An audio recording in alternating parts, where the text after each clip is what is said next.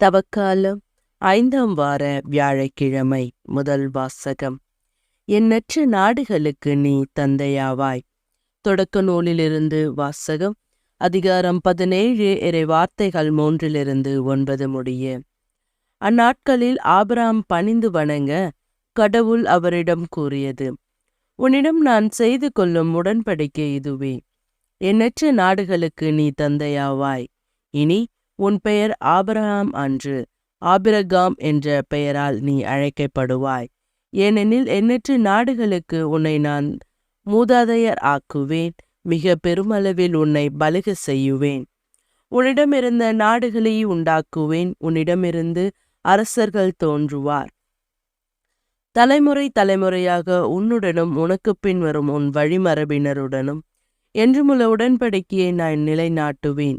இதனால் உனக்கும் உனக்கு பின் வரும் உன் வழிமரபினருக்கும் நான் கடவுளாக இருப்பேன்.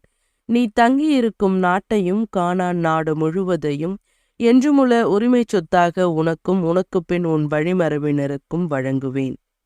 நான் அவர்களுக்கு கடவுளாக இருப்பேன் என்றார்.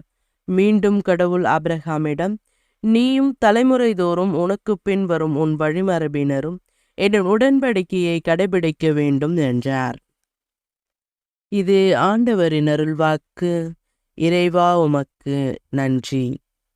நற்செய்தி வாசகம். உங்கள் தந்தை ஆபிரகாம் நான் வரும் காலத்தை காண முடியும் என்பதை முன்னிட்டு பேருவகை கொண்டார். யோவான் எழுதிய தூய நற்செய்தியிலிருந்து வாசகம். அதிகாரம் 8 இறை வார்த்தைகள் 51-59 முடிய. அக்காலத்தில் இயேசு யூதர்களிடம், என் வார்த்தையை கடைபிடிப்போர் என்றுமே சாக மாட்டார்கள் என உறுதியாக உங்களுக்கு சொல்லுகிறேன் என்றார்.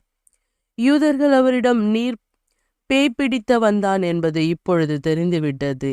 ஆபிரகாம் இறந்தார், இறைவாக்கினர்களும் இறந்தார். ஆனால் என் வார்த்தையை கடைபிடிப்போர் என்றுமே சாக மாட்டார் என்கிறாயே. எங்கள் தந்தை ஆபிரகாமை விட நீ பெரியவனோ? ஆபிரகாம் இறந்தார், இறைவாக்கினரும் இறந்தனர். நீ யார் என்று நினைத்து கொண்டிருக்கிறாய் என்றார்கள். இயேசு மறுமொழியாக, நானோ என்னை பெருமைப்படுத்தினால் அது எனக்கு பெருமை இல்லை. என்னை பெருமைப்படுத்துபவர் என் தந்தையே. அவரையே நீங்கள் உங்கள் தந்தை என்றும் சொல்லுகிறீர்கள். ஆனால் அவரை உங்களுக்கு தெரியாது, எனக்கு தெரியும். எனக்கு அவரை தெரியாது என நான் சொன்னால் உங்களைப் போல நானும் பொய்யனாவேன். அவரை எனக்கு தெரியும், அவருடைய வார்த்தையையும் நான் கடைபிடிக்கிறேன். உங்கள் தந்தை ஆபிரகாம் நான் வரும் காலத்தை காண முடியும் என்பதை முன்னிட்டு பேருவகை கொண்டார். அதனை கண்டபொழுது மகிழ்ச்சியும் கொண்டார் என்றார்.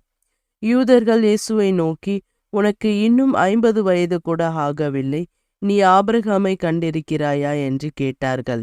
இயேசு அவர்களிடம், ஆபிரகாம் பிறப்பதற்கு முன்பே நான் இருக்கிறேன் என உறுதியாக உங்களுக்கு சொல்லுகிறேன் என்றார்.